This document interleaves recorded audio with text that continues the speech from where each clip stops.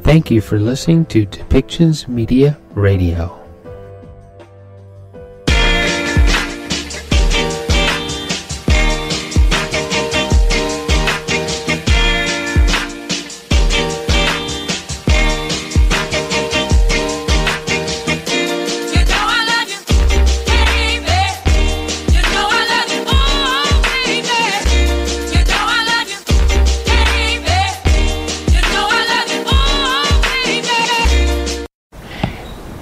And welcome back, everybody. I'm here with Francesca Anastasi. Well, there's a lot of talk about domestic violence after it happens, but Francesca is kind of on a mission to tackle domestic violence. I don't know if tackle is quite the right word in this case because we're trying to be nonviolent. Tackle this problem before it actually happens. Now, we've had some offsite conversations around mindset and how people actually are thinking as patterns start to happen, and there's a way to circumvent them, starting with one within yourself. Is that right? Well, there are many factors. It's not just one thing. I mean, domestic violence, there are different scenarios. Some of them, some of the recipients, some of the victims are children. So how do you help the children? Right. Mindset can be a very strong indicator that there has been some sort of abuse in the past when there is an issue with mindset, especially when there is low self-esteem or low self-worth. So those could be indicator of possibly abuse being there before or present.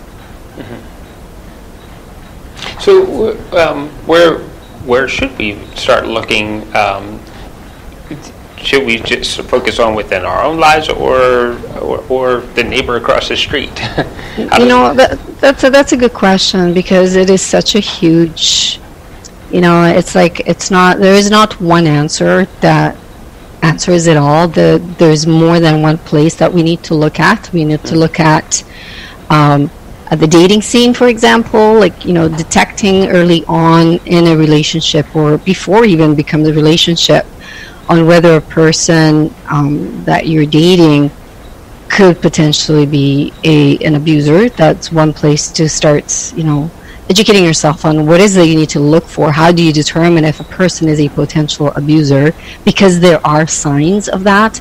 Another way that we could help would be by having, this is huge, but it would be to have all teachers, starting from elementary school and up, being educated on not only recognizing if there's abuse in the home, which I know a lot of teachers are educated now how to recognize it and they have to report it, but also to build the self-esteem of children. So I think that teachers really should be certified as life coaches to help the mindset of children right off the bat, so that if they're not getting that at home, then they're at least getting it at school. Because a lot of the abuse goes undetected even in the school. So it's not always obvious even to the teachers that there may be something wrong going. Yeah.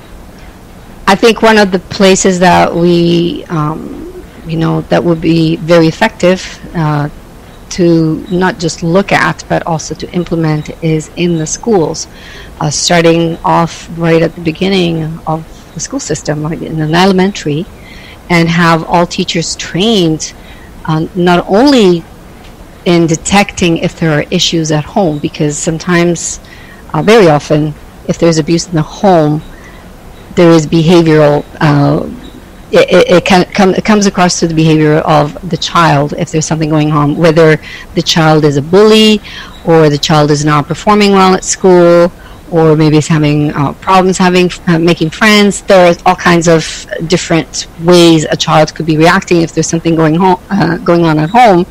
And sometimes, even though a lot of the teachers are trained to detect if something is happening, to kind of dig and find out if there's something going on in the home, sometimes that's not obvious. And especially when it comes to those families that just put on those beautiful fronts where they look like the happiest family, the perfect family. That doesn't necessarily mean that everything is wonderful on the inside when everybody's home. Just same as regular domestic violence. So you can see this happy couple, and then next thing you know, one killed the other, and you just go, what happens? They look so happy. Right.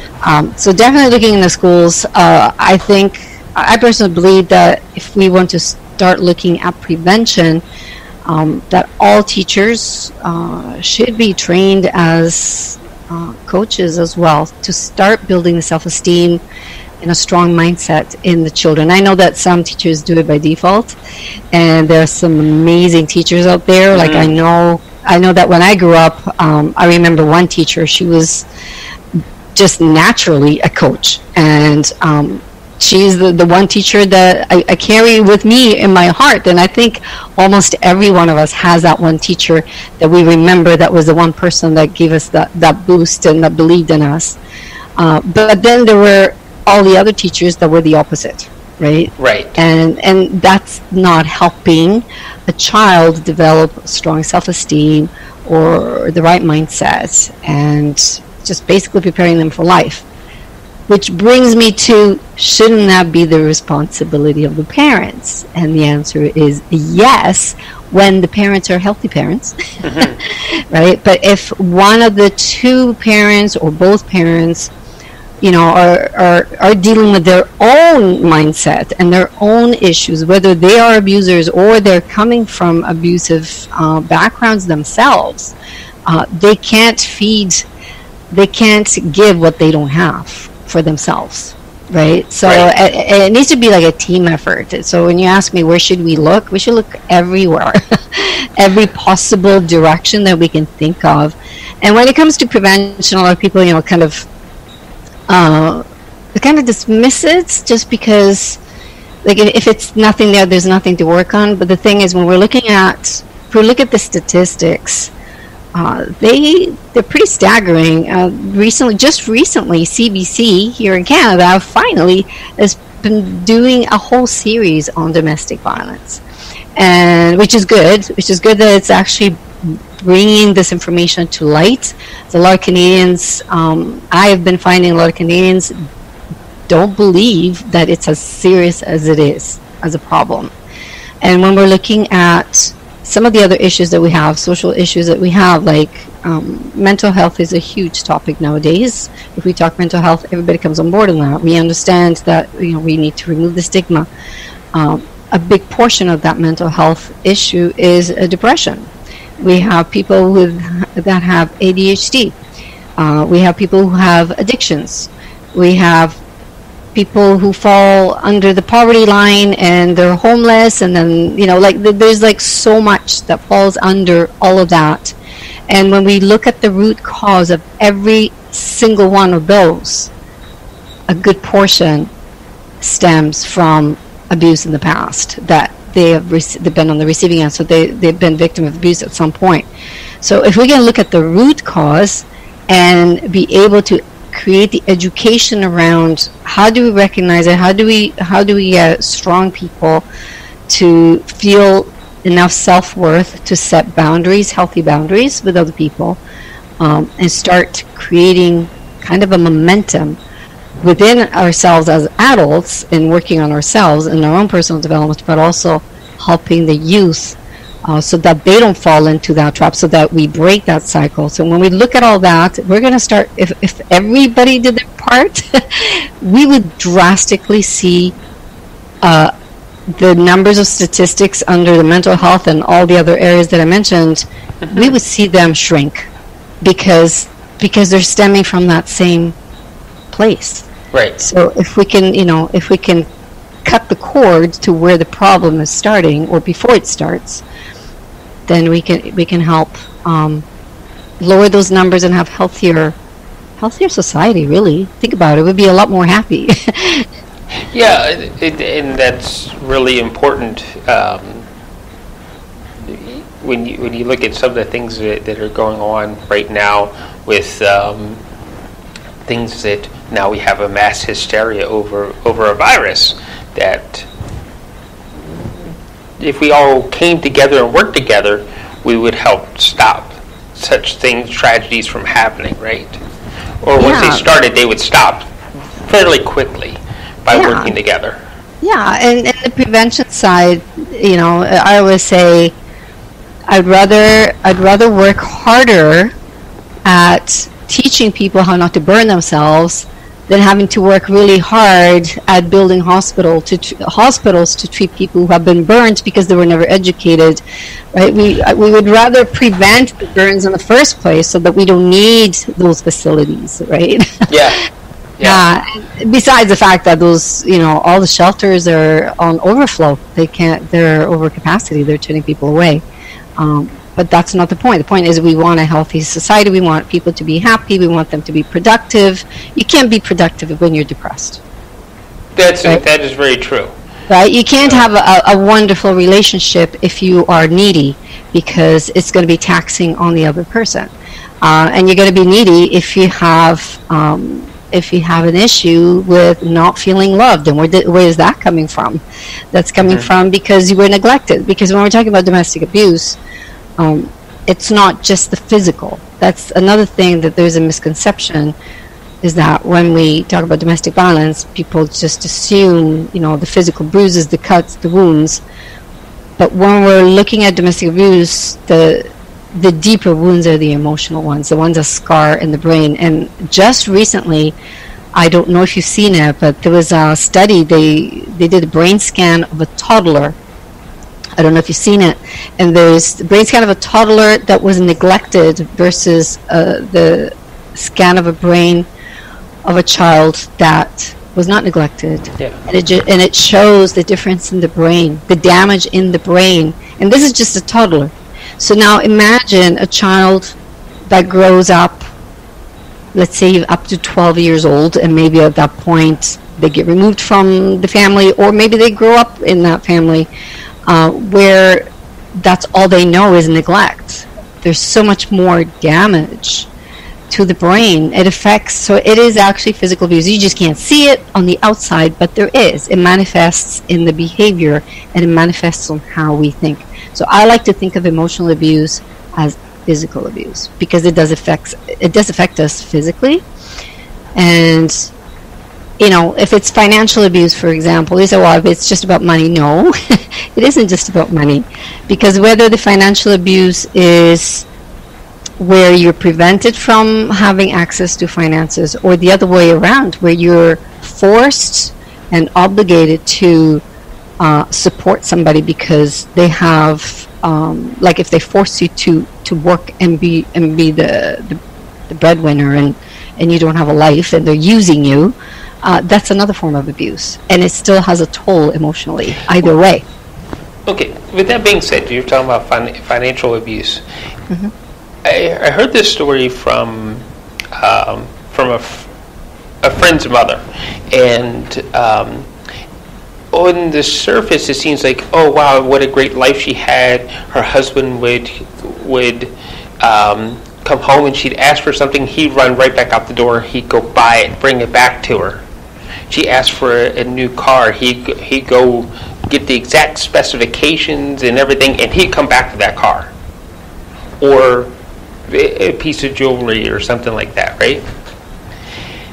But when you really got down into talking to her about what the life was like, he was buying all those things because he was totally absent and neglectful to her, and neglect is another form of abuse. And she felt that she had to escape because he had all this money, so he had the control. Right. So that was his way of trying to keep her, mm-hmm, right? Mm-hmm. To keep her from leaving. Yeah, it's. Here's the thing, because I just want to clarify. If you, for our listeners, if you're in a relationship where your partner, regardless of gender, where one partner is the breadwinner and the other one is not, and the one person that has, brings in the money says, you don't have to stay home, you can stay home, I will take care of you, you don't have to worry, you can quit your job. There's nothing wrong with that, as long as if something happens to the person that brings in the money, if that person dies suddenly, is this one person taken care of financially? Right. If there is a separation or a divorce, is this person going to be taken care of financially after that? So if that person is taken care of financially and is going to be fine, then maybe that is out of love. You don't have to work. It's okay. Bringing in enough money, you can do whatever you want. You have all the freedom. You can have the money, as long as they're not prevented to have access to the money.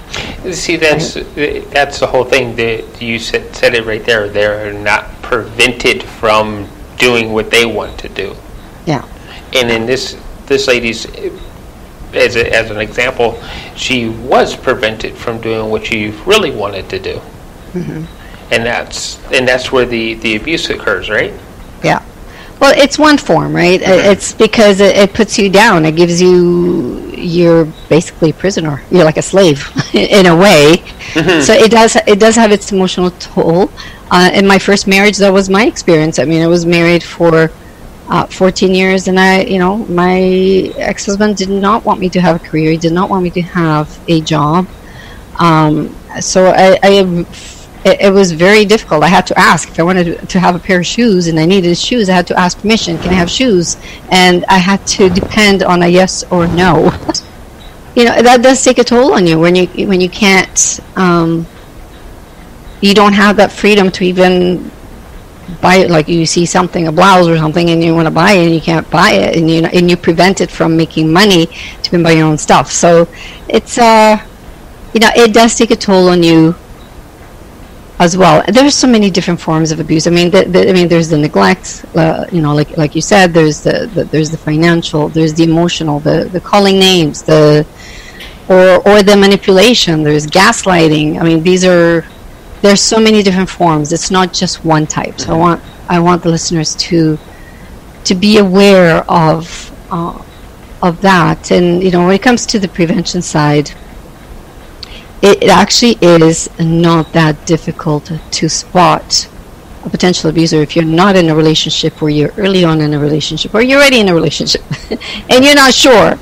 There are ways to determine whether or not you are with an abuser or a potential abuser if he or she not physically hitting you. Mm-hmm. There are ways. So it's just about, it doesn't take that much.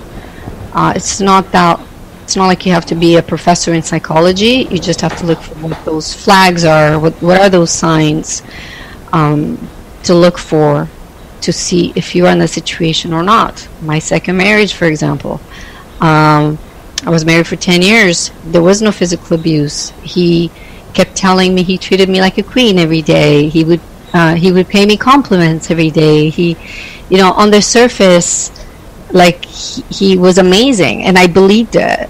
But at the same time, there was a flip side to that, where he was doing gaslighting. I'm not going to get into what gaslighting is, but it's basically when people manipulate the conversation in a way to make you think that you're going crazy. And so there was this flip side where, I was being told all the things that I was doing wrong, but then at the end I was being told that I was this amazing person. And when you have that done on a constant basis, and then flipping the script on you, you don't even know what's going on, and you think there's something wrong with you because it's something that happens slowly and over time. It's not instant. But if you know what to look for, then you can recognize it. I didn't know what to look for at the time, and this was my second marriage.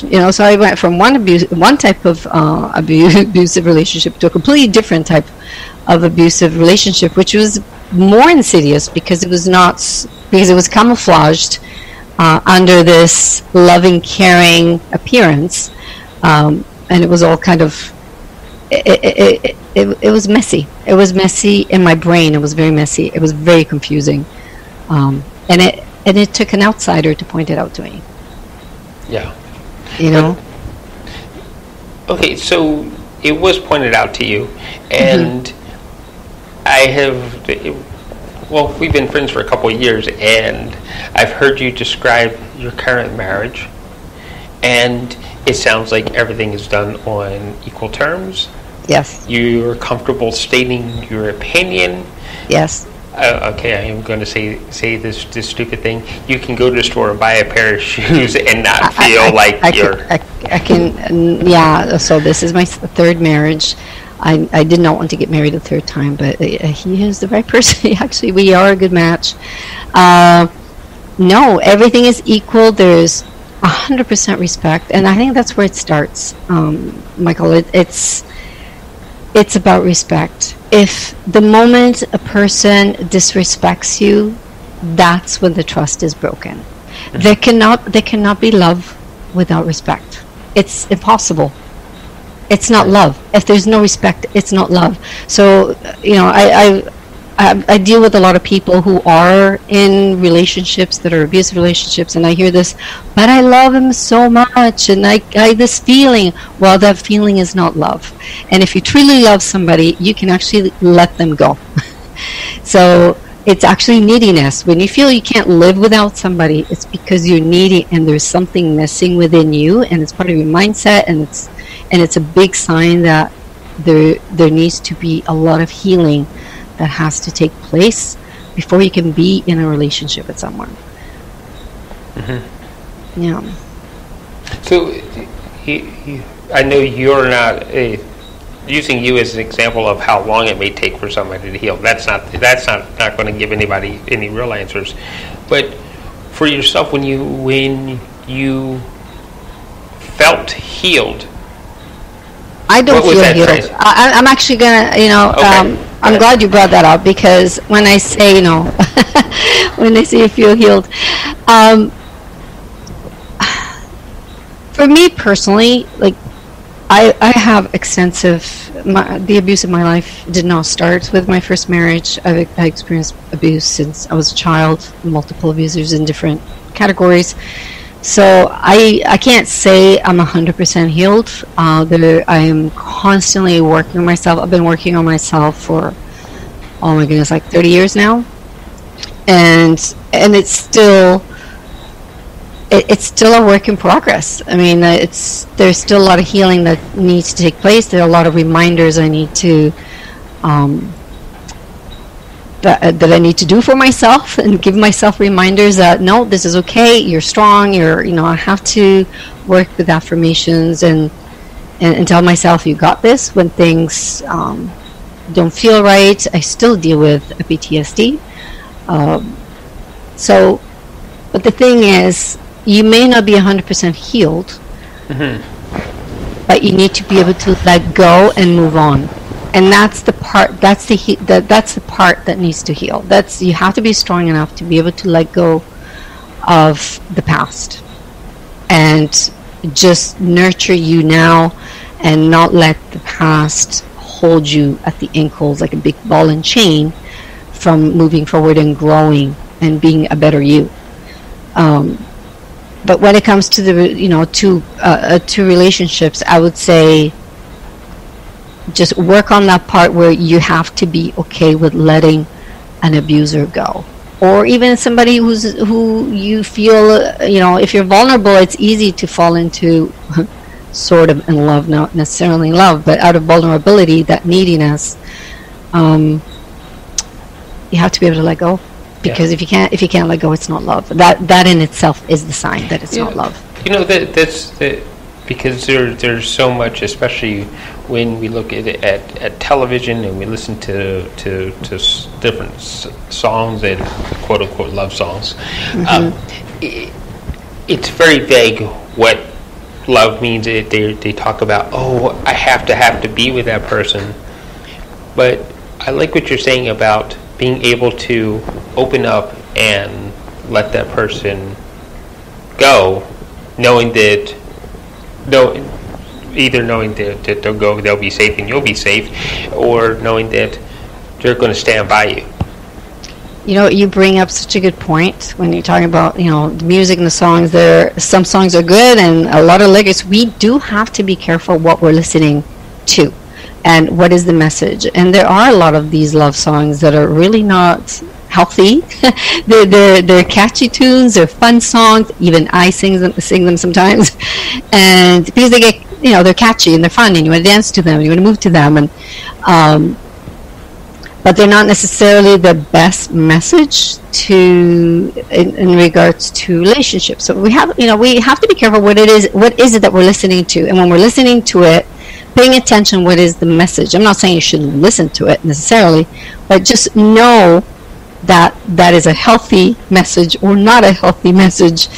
And the same with movies. I think that for the last 5 years, I've really been thinking about why is it that a lot of people fall into these relationships so quickly and then end up in the wrong relationship. And I think if we look back, I guess I'm old enough, but I remember growing up watching John Wayne movies. I don't know if you grew up watching those. Yes. But, or like, just the good old movies from the 40s, the 50s. And pretty much the way they portrayed a relationship was love at first sight, kiss, boom, done. Or, very often you would see the man slap the woman, kiss her, and now she was in love with him. Or there was always this conquering of, and it was accepted at the time. And I think that did not help, because a lot of people grew up thinking that that's what relationships should be like, so romantic, believing that that's the romance. And so I think that I know people who get into one relationship after another and super quickly, and that's because they think, and then they get upset when it doesn't work out after 2-3 weeks. And that's like, stop watching soap operas, stop watching these movies that give you this message that it's love at first sight. That's not love. You need to learn more about a person before you commit to a person long term. Spend time with them, look at them, just see what they're like under all kinds of circumstances. Mm-hmm. Right? And really, really get to know them. What's the rush? Do not rush. That's my big thing. Number one, don't rush. If you at any point, the person you're with, that you plan to be with, potentially, if at any point you feel uncomfortable, that is a sign. That doesn't mean you necessarily need to break off, but you do need to have a conversation, and you need to start paying attention. What happens after that? Is this a feeling that's going to start popping up from time to time? Because if it is, it's going to start getting more frequent, and that's another sign right there. So is one of the lessons to pay attention to the signs that are happening around us and be cognitive of everything that's happening in our relationships? Well, it's, we just need to be smart. We need to be smart. What's the rush? Like I said, the most important thing is to be very strong on who we are. Know who you are, set boundaries, healthy boundaries. And when I say about healthy boundaries, it goes both ways. You want to set boundaries where you don't allow a person to disrespect you, but on the same token, you shouldn't be disrespecting the other person either.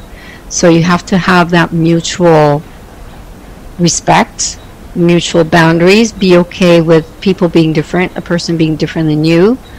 But like I said, at the bottom, at the end of the day, when it comes to relationships, which is the big topic these days, it seems to be the theme of the century all of a sudden, where everybody is talking about relationships.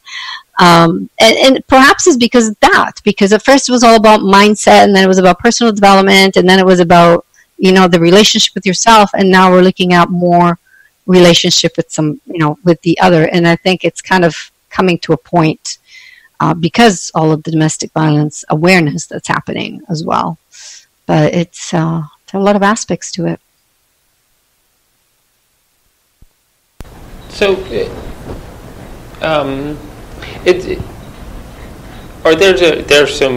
there like a litmus test for your relationship to make sure that things are going the healthy way? So that's a very good question, Michael. Well, we're all human. Sometimes, you can do something that can make somebody can make someone feel uncomfortable, but is not intentional, for example.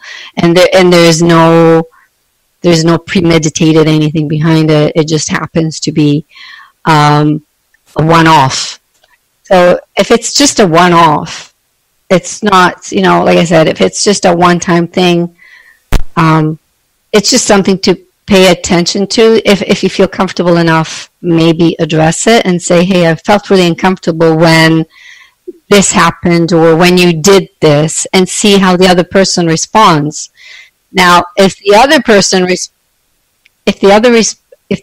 responds by saying, oh no, you're imagining things, it's not like that, well, that response is a red flag, for example, because they're flipping the script on you. They're not putting value on your concern, and they're negating that you may not feel comfortable for whatever the incident may be. Right? I see. Yeah. But if it's something that you start experiencing more and more, it all depends on what that is. So, I mean, can you an example of making somebody feel uncomfortable?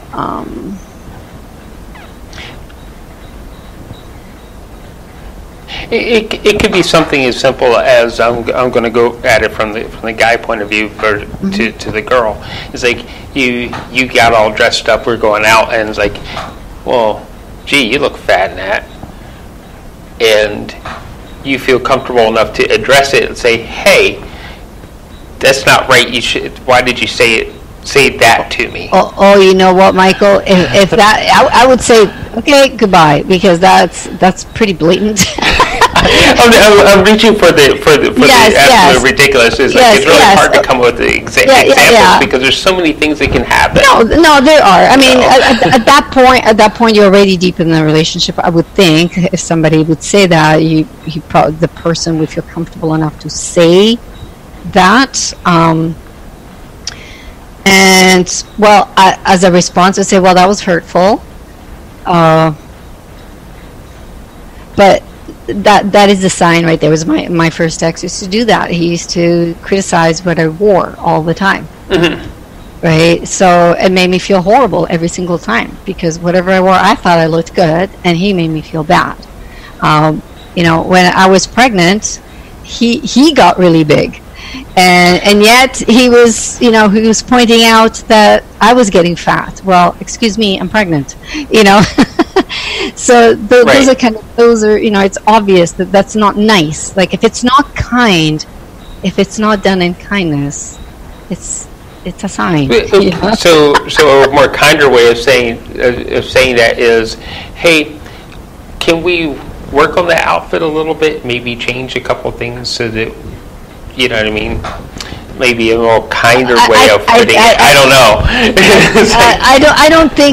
I think if the person wearing whatever they're wearing, if the person is happy wearing whatever they're wearing, they should not be told anything. Now, if they're asking, how do I look, right? Then I think the answer should be, do you okay. I don't know what the answer should be. Yeah, see, there's a good one, right? It's like I went running. I think you could say, I would personally, okay, I'm going to put myself in that spot. If I asked, I never asked this, but if I asked, what do you think of this outfit? I think I would be asking because I really want a real answer. I don't want a fake answer. Mm-hmm. And I would prefer the honesty, but in kindness. So, as a response, it could be, you know what, I really like the other dress better on you. Or the other outfit I think is more flattering on you.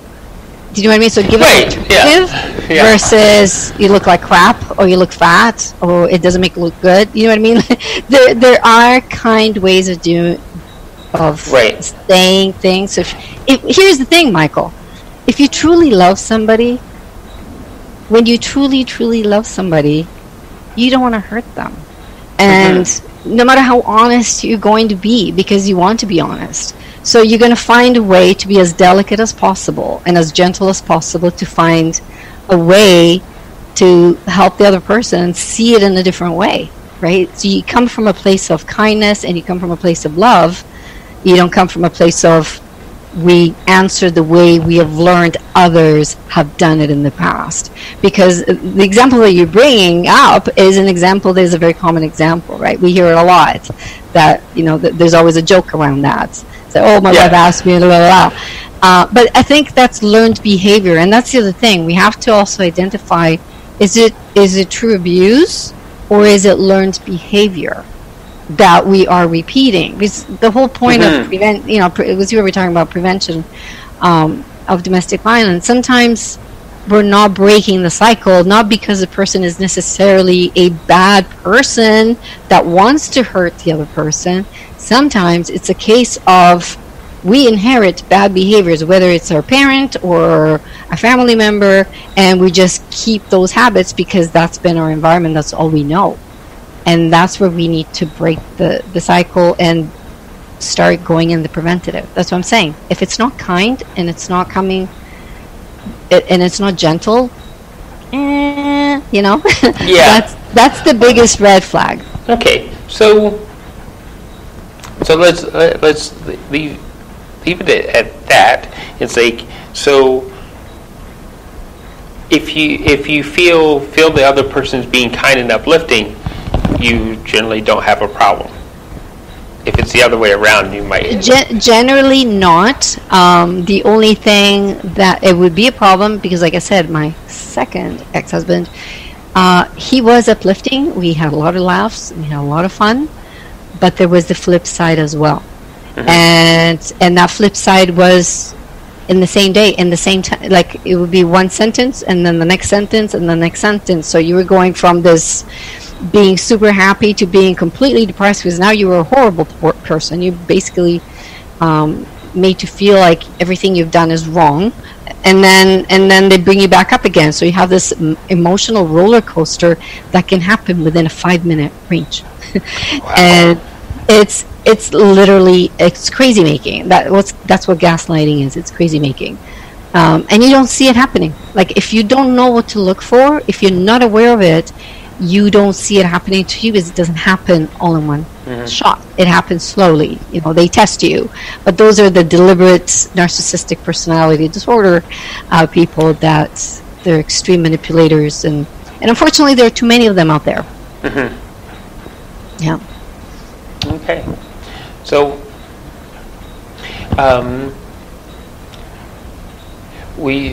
I guess we are starting to run out of time with this. It's like, and there's still more that we can actually discuss and make things happen.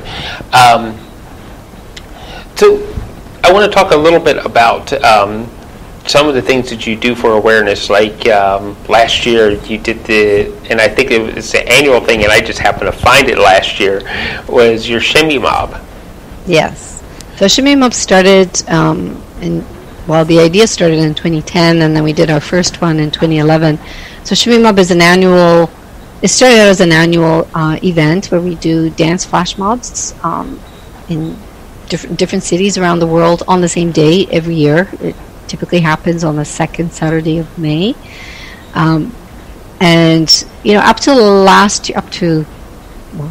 last year, we were focusing on the fundraising for shelters for victims of domestic violence. But then I had this big aha moment where I realized that we're really not making that much of an impact if we just focus on raising money for shelters. Like I said before, it's like raising money for hospitals, which of course are necessary, and we're still doing that part. But I realized that we were missing a big opportunity on the prevention side. So as of last year, we started shifting the focus and putting more into the education of how to recognize the signs. So if anybody actually wants to know what some of these signs are, how do you recognize it? Can I give out? Oh, yes, please. Okay. Always give information. Okay, so go to shimmymob.com, and then on the top tab there is a tab called on the menu under resources, and if you click on that, you will see it will take you to a page that has a brochure there that you can download but it also has a link to See the Signs, another page. And on the See the Signs are about, I think there's 12 brochures of all the different types of abuse and all the signs and what to look for. So you can educate yourself. So it goes all the way from dating to when you're already in it, or if you're already in it and you have kids and you don't know what to do, because that's another mistake a lot of typically women make when there are children in an abusive family, in an abusive situation. They tend to stay because they feel that if they stay, the kids will have a more stable home, versus leaving and having more financial issues and being homeless and all that stuff, the turmoil. But it's actually worse to stay because you're setting off a bad example for the kids. Staying in an abusive relationship tells the children to one of two things. One, that it's okay to stay in an abusive relationship, or it tells them that it's okay to be an abuser. And the children in those kind of situations end up growing up to be one or the other. So they will assimilate the behavior of one of the two parents, whether it's the victim or the abuser. So it is important to leave if you have children, but it is also, I can't stress this enough, if you are in an abusive relationship, to before you do anything and before you don't even confront your abuser, like, because every situation is different and it can be very dangerous to confront your abuser. So if you feel like you're in a situation where it's not safe, call your local domestic violence. The closest shelter to you just Google it, domestic shelter wherever you live, and it will pop up. Call the number and say, this is my situation, I don't know how to navigate. What do I do? How do I handle this? Sometimes they help you navigate within your relationship, and sometimes they will guide you step by step what to do and how to get out safely. So that is also a very important thing to do, is you don't always want to confront your abuser and tell them straight, to their face, because that could end up being tragic. And so you have to be very careful how you exit an abusive relationship. So have the professional guidance, but I say break that cycle. Find every possible way to remove yourself and your children from that, because it's doing them a disservice. It's doing the opposite of what you think it's doing by staying. Right. Yeah. Okay. All right. With that, we're going to get going. We are going to have you come back as many times as it takes till we start to actually break that cycle in panels, or however it is that we make this happen, because it's a very important topic, and a topic that I think is dear to both of our hearts. So, yeah. All right. Thank you for joining us, Francesca. Thank you, Michael. I really appreciate this. All right. Bye for now. Bye.